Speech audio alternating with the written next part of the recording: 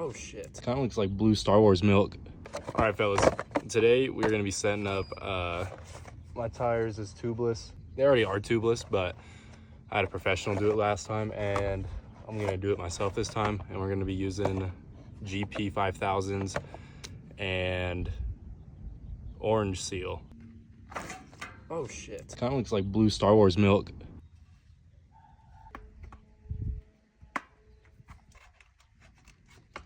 By 28 tires are supposed to have, it says 1.4 ounces. Oh my god, we're using this.